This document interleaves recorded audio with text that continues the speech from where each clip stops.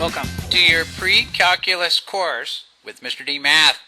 Thanks for being part of this course. This course will challenge you, excite you, and leave you with some of the real-world things that actually really happen in math. So if you've ever had that question, when am I going to use it?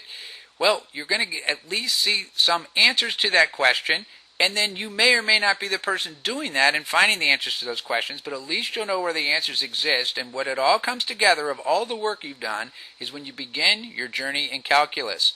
Calculus as a definition is literally a branch of mathematics, and it's focused on limits and functions, derivatives, integrals, and infinite series. This is a major part of modern mathematics. Now, while you don't have to remember that definition, what I do want you to remember is this, is that the word calculus as a word is a Latin word that just means a small stone used for counting. That's all you need to know for now. You're going to be seeing some of those words like derivatives, like limits. We'll be talking about infinite series. And as we start to work with that, as well as functions, you're going to see that this first chapter is all about functions. So as we begin, we're going to start with some definitions, calculus being our first one. Let's move on to the next one now. We want to define some terms that you've seen before, but we're going to bring them to light again in this course, and that's dealing with domains, ranges, relations, and functions. Let's start with domain. A domain is in any kind of equation we're looking at what x can be. Obviously in this course what you're going to notice, and you should start to think right away, is how we're going to find the domain is by looking at what x can't be. But for now, remember that a domain is what x can be, and that's how we're going to define it. When we start to figure out what it is, we'll be looking at it by determining what something can't be to get what it can be. The range is, you probably guessed it, is what y can be. How do we determine the range? Well, we start to look at what y can't be to be able to determine what it can be. How about a relation? Well, a relation is any set of ordered pairs. So notice we say any set of ordered pairs. When we talk about functions, which is where we're going to focus on and concentrate on throughout this chapter, a function is a special kind of relation, which means this, it's a set of ordered pairs or a relation in which the x's or the domain do not repeat. So we'll say it this way, a relation where no x values repeat. Now I like to ask this question when I'm working with students, is a function a relation? So I'm not going to write this down, but I want you to think about, is a function a relation? The answer to that is actually in the definition of a function. Is a function a relation? Well, you can answer that question now based on looking at the definition of a function.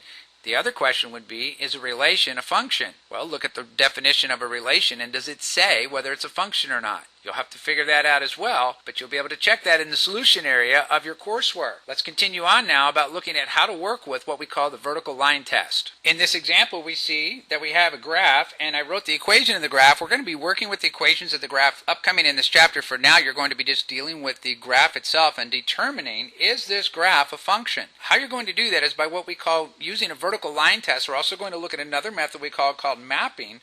But let's first take a look at the vertical line test. The vertical line test, you may remember what it does is it just says if we can draw vertical lines through this graph and it never touches the graph more than once, what that's telling us is that it is a function.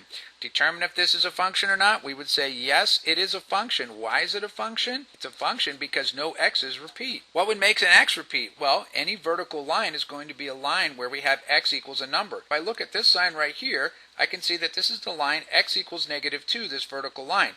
It only hits the graph one time, and when it hits that graph one time, then we can see where it hits the graph and we can move on from there. Now that you've had a chance to see what that looks like, we're going to continue on and continue to look at how these graphs work and starting to look at when we don't have a function, and then how do you know? We're going to use our definition of a domain, what x can be, to start to show when a relation is not a function based on more than one x being assigned to a y in a graph. Let's take a look at what that looks like. Here's the graph, x equals -y².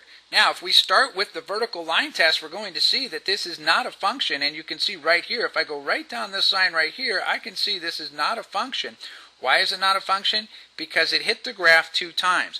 Now in the coursework you're going to be asked this question, and the question in the coursework will look like this. Use the vertical line test or mapping to determine if the graph is a function. If not, state why not using ordered pairs to prove your statement. We're going to do that right now because we just found that this is not a function because it hit 2 times. Now how can we say that that's not a function? Well, If you notice, we're here at the point -4 on the x, but it occurred two times. It occurred at -4, +2. It also occurred at -4, -2. -4, +2, -4, -2. The -4 repeated where the same x was assigned to two different y's. When that happens, we do not have a function, so we say it's not a function, and we proved it using ordered pairs. That's exactly what you'll do in the coursework as well. Let's take a look at the next example. As we see this example, we see that we have a set A in the set 1, 2, 3, 4, 5, set B 3, 5, 7, 9, 11, 13, 15. We're going to let A be our x value, B be our y value to create a domain and range. Now, if you're not sure, is this a function or not, here's what I recommend to do is make yourself a little table. We'll call it x and y or A and B, and look where we have here. 1 goes with 3, 2 is going to go with 11, 3 goes with 5. We see that 4 also goes with 5, and 5 goes with 15. What we're looking for is, did the x's repeat? 1, 2, 3, 4, 5. The x's did not repeat, even though the y's did. It's okay if the y's repeat. It's not okay if the x's repeat. So we would say that yes, this is a function. Why is it a function? It's a function because the x's did not repeat. Let's take a look at a mapping when the x's do repeat so you can see the difference. As you can see in this example, looks a little more complicated, but all we're going to do is create again a table so we can take a look at it and see, do we have a situation of our x's and our y's, whether the x's repeat or the y's repeat. If the y's repeat, not a problem. If the x's repeat, that's a problem, won't be a function. Again, we're going to let A be our x value, let B be our y value. Look what we have here. We have A going to two different places. We have A goes with 2, A goes with 3, and notice it doesn't necessarily have to be a number. It could be a variable like we have here. B goes with 2, and C goes with 1. Now what happened? Well, you can see, even though we have the y's repeated, that's fine, but the x is repeated, that's not fine. Because the x is repeated, we would say that this is not a function. How do we know it's not a function? Because we have the ordered pairs, A2 and A3, and the A is repeated, so it's not a function. Well, now you're probably starting to get a sense of how to look to tell what a function is and what it isn't based on looking at graphs. What we're going to do now is continue to look at graphs and start to evaluate the points based on the relationship given to us, finding information based on what we're given. So as you see in this example, we're given a lot of information here. We're basing it on a chart and we're asked to find some things. Here's how you read this. This says find f at 0. Well, to find f at 0, what we're finding is, remember, when we say functions, we're calling this like f of x. As you saw in that prior example when we talked about that, if you're interested in reviewing this, feel free to go back. There'll be review sections throughout your course to go back and look things up, to go back and review domain, range, how to read f of x. We'll be working a lot more with this. But what we're asking for here is when we say f at 0, this means what does the function equal when x is 0? Remember, we're saying like f of x, the function of x, when it's at 0, what is the y value? What is the y value when x is 0? If I look to see when x is 0, the y value is 3. So we say f at 0 equals 3. Take a look at what happens when we have f at -1. At -1, we do have a value right here at -3. So f at -1 equals -3. Again, we're talking about what's the x value that gives us the y. How about this? Look what happens. F at 2. Well, if I go where f is 2 or where the x value is 2, if I look all along this line, there's no point on this line. So f at 2 does not exist. Another way to say does not exist is what we call the empty set, but for now you're going to see a lot of does not exist because you're going to see in functions, a lot of times with domain and with range, is the domain is what x can be. Because it can't be certain things, it means it doesn't exist when we're in that area that it's not part of the function. How about this? When f is at 3. Well, if I notice here when f is 3, I can see that the x is 3 two different times. So we could say this, it equals 0 and it equals 1. Why is that? Well, because it's on both. When the x is 3, the y values are both 0 here and at 1 here, so it has two answers. The way this question is worded, it says find the x. So notice it says find x.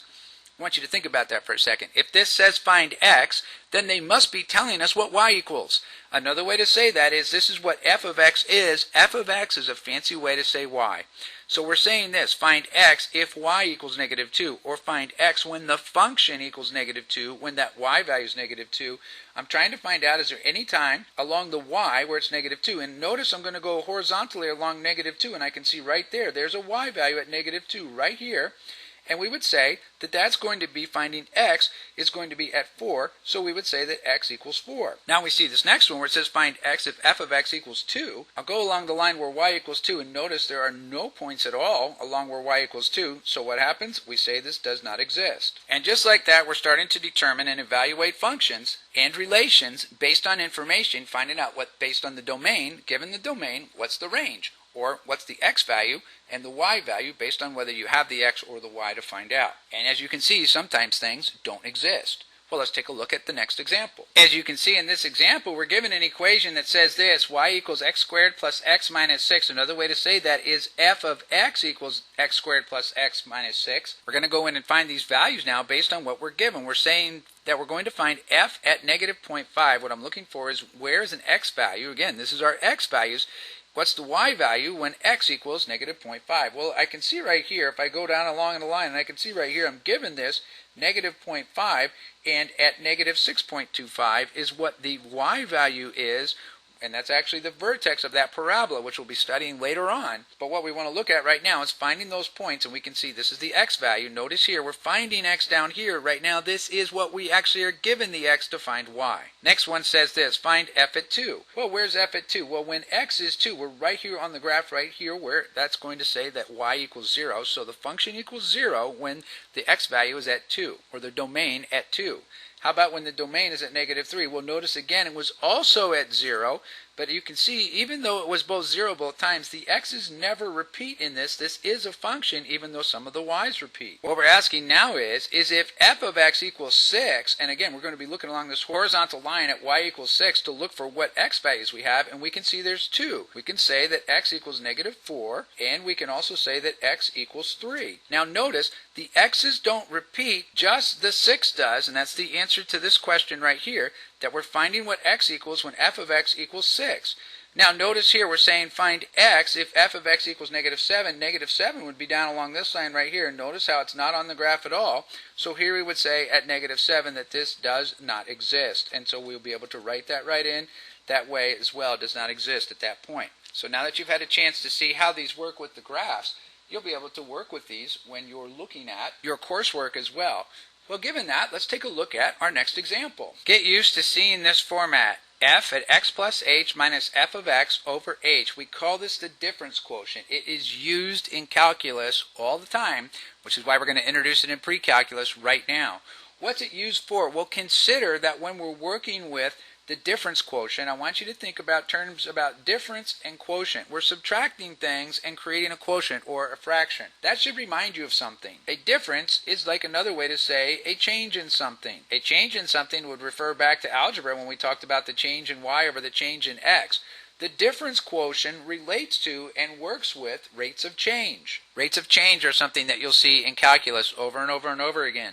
What I want to introduce you to is this difference quotient and how to use it, because you're going to see that working with the difference quotient can be a little tricky and confusing, but once you get the hang of it, it's actually quite easy. It's just getting used to the format. So let's practice a couple of those right now. So in the coursework, if you're following along, which is a great idea to do, if you've not done a Mr. D math course before, I always encourage you to be working on the coursework as you're watching the videos, as it will guide you through how to do these kinds of problems.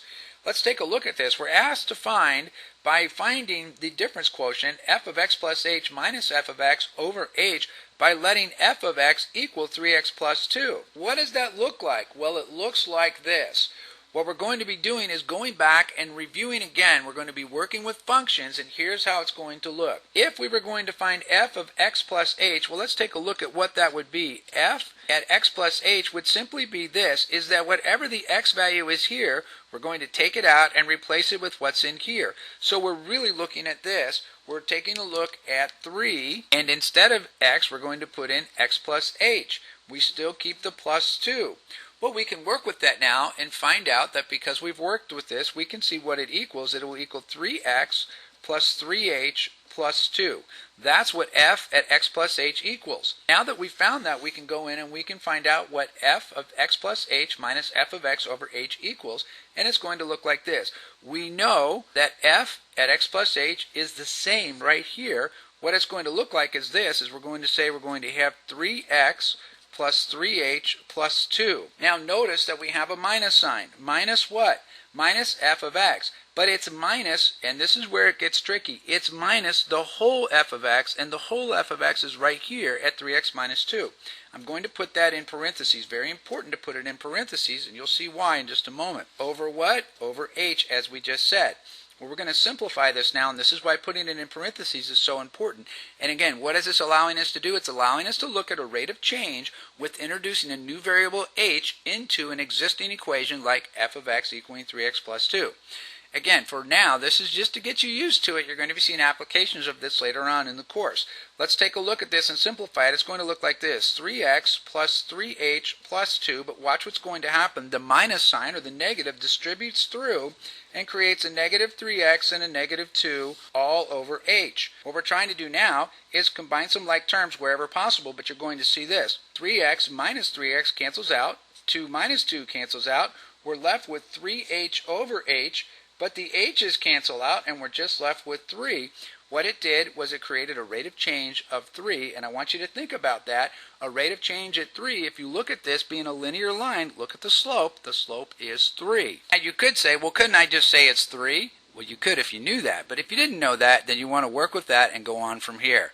Well, let's take a look at another example in working with the difference quotient. This time, we're being asked to find the difference quotient, f at x plus h minus f of x over h, by letting f of x equal x squared minus 5x plus 4. It's a little bit trickier this time. Why is that? Well, because we're going to have to deal with something being squared. Let's take a look at what that's going to look like, because the first thing we want to do is find out, well, what is f at x plus h?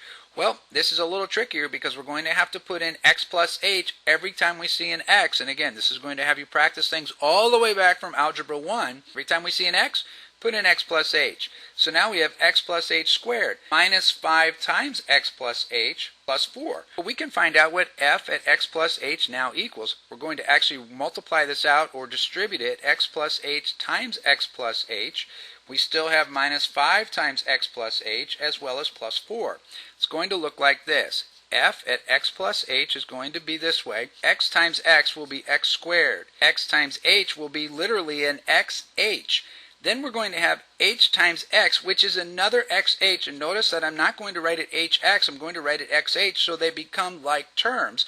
Because I can write it xh or hx, they mean the same thing. I'll write it in the way that keeps them the same. And then we have plus what? Plus h squared. Well, we've completed this part. Now we're going to distribute negative 5 to the x and the h, and it becomes negative 5x minus 5h, and we still have plus 4. Okay, well, now that we've got that, we can come in and we can work this out.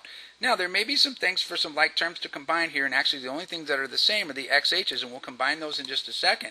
Let's take a look at what we've got in terms of now of finding the difference quotient. It's going to look like this. F at x plus h is literally this whole polynomial right here that's going to look like this. X squared plus, there's 2 xh's, so we'll call it 2xh plus an h squared minus 5x minus 5h plus 4 minus f of x. Well, what was f of x? Well, f of x was this. It was x squared minus 5x plus 4. And notice again, it's going in parentheses. That's on purpose because this negative will distribute through all over what? All over h. Well, now we've got to work this out, and it's going to look like this. X squared plus 2xh plus h squared minus 5x minus 5h plus 4. Watch the negative distribute through. Negative x squared, positive 5x, and negative 4 over what? All over h. Well, now you're going to look to see, are there anything that can cancel out? And you'll notice that there is. X squared and x squared are going to cancel out. Negative 5x and positive 5x are also going to cancel out, as well as positive 4 and negative 4. What that's going to leave is going to be this, is now we're going to write this here with the h squared being the second power. It will come first, h squared plus 2xh minus 5h all over h. But what do you notice is that they all have a h in common. Because they all have this h in common, we can divide through and cancel out one h for each one of the h's up here. Because we can only cancel out one, because there's only one in the bottom, it will leave an h on the top. Cancels out one h, there's one left over. Think of that like h times h. That's going to cancel out one of those h's. The h here is going to cancel out, as well as the h here with the h on the bottom. So what we have left over now is one h. We have a plus 2x, and we have a minus 5. And we have come in and we have now determined what that is using the difference quotient. As you noticed, that last part was a little tricky, so make sure you go back and watch this over again if you need to go through and see how to do that and work those out, but you're going to see there's some commonalities as you do that. Alright, well, given that, now that we've seen the rate of change and how it works, let's apply it to something in the real world, and let's take a look at something that we have this. The cost of photographing a school for a yearbook can be estimated at $15 per person as long as there are at least 50 people being photographed. If it is less than 50 people, the cost will increase per person. So we don't want to have that happen to the school. The photographer only wishes to work with schools up to 350 people, including the staff. Now, that's a lot of information, but let's look and see what we're being asked, because here's where we're being asked. The question is down here. By the way, you're going to hear me start to say this a lot throughout this course. What's the question asking? Because the question says this: what's the domain of the number of people being photographed? Well, remember, the domain now, if we're not sure what the domain is, let's look back up and see. And here it says this: the number of people being photographed can be considered the x value of the cost function. Remember, the domain is what x can be. Well, given that, we're talking about the number of people. Well, what can we see here? Well, the number of people need to be at least 50, but up to 350. So what does that look like? Well, we're going to say this: the domain, here's the domain, the number of people being photographed, we're going to say this, is that it can be anywhere between 50 and 350. At least means it includes the 50, and up to 350 people means it includes the 350 people. We can't do a school less than 50, we can't do a school more than 350, so we only can have a domain between 50 and 350, and that's exactly how you would answer a question like that. Now, we took some tricky words and we made it pretty simple. Let's take a look at the range, and you probably could start to figure that out for yourself as well. Here we have the same problem, but a different question. The question says the cost based on the number of people being photographed can be considered the y value. Again, here's the question: what's the range, or what are possible y values for this information? Well, remember, we said that it would be anywhere, the domain being between 50 and 350 is going to create our domain. We can go back and find the range now, and we'll call this the domain. I'll put a D with a little colon there to show domain. We can find the range very simply by remembering that it's $15 per person as long as there's at least 50 people. Well, the range then is going to look like this. It's going to be our y, and our y value is going to be in between two numbers. In between what and what? Well, let's get a calculator and take a look at that. Let's make this quick and easy. We're going to say this: the $15 multiplied by 50 people means that we're going to be somewhere between $750, and that same 350 people that we can take up to multiplied by that same $15 up to 5,250. So the range is going to be between $750 and $5,250. And just like that, we've come in and answered the question. Now, why am I showing you this? Well, because on a test like the ACT or SAT, sometimes you're going to be asked questions like this. When you do, you have a better idea about what they're talking about, knowing that, very simply, the range deals with the y values, the domain deals with the x values. Now, as you're completing this first section, if you've done courses with Mr. D Math before, you know that the time to do now is to go and check your work in the solution area, which is found online, as well as where your coursework was. If you're new to Mr. D Math, then you'll want to do the same thing. Go in and check your work now. Make sure you have everything done step by step the way it was designed. Use that solution manual to check your work, but also to be a learning tool to teach you anything that you missed while you were looking at either watching the video or working on the coursework. Let the solution manual be a teaching guide for you. And when you completed that, record your answers in the online gradebook, and we'll see you back here in the next section as we continue our journey into pre-calculus.